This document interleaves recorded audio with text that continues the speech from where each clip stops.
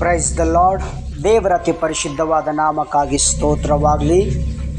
ಪ್ರೀತಿಯ ದೇವ ಜನರೇ, ಇದು ಅಂತ್ಯಕಾಲದಲ್ಲಿ ನಡೆಯುವಂಥ ಘಟನೆ. ನರಕ, ಬೆಂಕಿಯ ಕೆರೆ.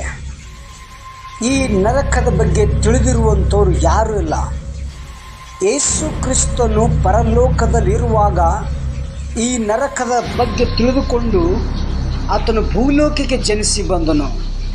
ಭೂಲೋಕಕ್ಕೆ ಜನಿಸಿ ಬಂದು ನನ್ನ ಮಕ್ಕಳನ್ನು ಆ ನರಕದ ಬಾಯಿಯೊಳಗಿಂದ ತೆಗಿಬೇಕೆಂಬುದಾಗಿ ಪ್ರಯಾಸಪಟ್ಟು ನಮಗೋಸ್ಕರ ಆತನು ಆ ಶಿಲುಬೆಯ ಮೇಲೆ ಪ್ರಾಣ ಕೊಟ್ಟು 3ನೇ ದಿನದಲ್ಲಿ ಜೀವಿತನಾಗಿ ಎದ್ದು ಬಂದು ಇಂದು ಪರಲೋಕದಲ್ಲಿದ್ದಾನೆಂಬುದಾಗಿ ನಾವು ನಂಬ್ತೇವೆ.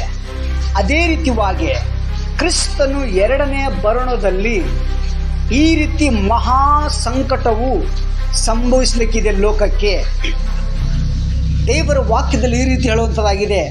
ಪ್ರಕಟಣೆ ಪುಸ್ತಕ 20ನೇ ಅಧ್ಯಾಯ 15ನೇ ವಚನದಲ್ಲಿ, ಯಾವನ ಹೆಸರು ಜೀವಬಾಧ್ಯರ ಪಟ್ಟಿಯಲ್ಲಿ ಬರೆದದಾಗಿ ಕಾಣಲಿಲ್ಲವೋ ಅವನು ಬೆಂಕಿಯ ಕೆರೆಗೆ ದೊಬ್ಬಲ್ಪಡುವನು ಎಂಬುದಾಗಿ.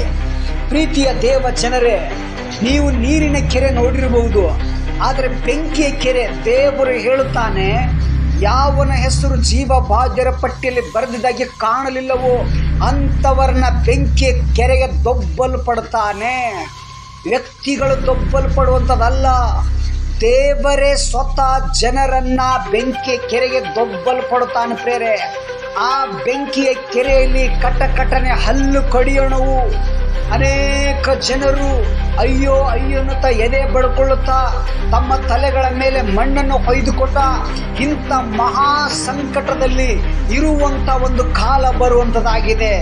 ಆದ್ದರಿಂದ ಪ್ರೀತಿಯ ದೇವರ ಮಕ್ಕಳೇ, ನಾವು ಕರ್ತನನ್ನ ಸೇವಿಸಿಕೊಂಡು, ಕರ್ತನನ್ನ ಅರ್ಥಕೊಂಡು, ಕರ್ತನ ಮಾರ್ಗದಲ್ಲಿ ನಡೆದುಕೊಂಡು ಜೀವವುಳ್ಳ ವಾಕ್ಯದ ತಕ್ಕಂತೆ ನಾವು ನಡೆಯುವಂಥ ಸಮಯದಲ್ಲಿ ನಮಗೂ ನಿಮಗೂ ಪರಲೋಕ ರಾಜ್ಯವು ದೇವರು ನಮಗೆ ಶಾಶ್ವತವಾಗಿ ಕೊಡುವಂತನಾಗಿದ್ದಾನೆ.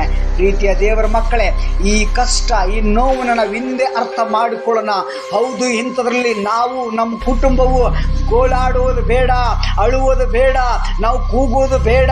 ನಾವು ಹಿಂದೆ ಕರ್ತನಾದ ಯೇಸುವನ್ನು ಅರ್ಥಕೊಳ್ಳೋಣ ಎಂಬುದಾಗಿ ಪ್ರತಿ ಒಬ್ಬರು ಹೃದಯದಿಂದ ಅರ್ಥಕೊಂಡು ಆತನ ನಂಬುವಂಥ ಸಮಯದಲ್ಲಿ ನಿಜವಾಗ್ಲೂ ದೇವರು ನಮ್ಮನ್ನಿಂತ ಇಕ್ಕಟ್ಟಿನಿಂದ ಪಾರು ಮಾಡುವಂತನಾಗಿದ್ದಾನೆ.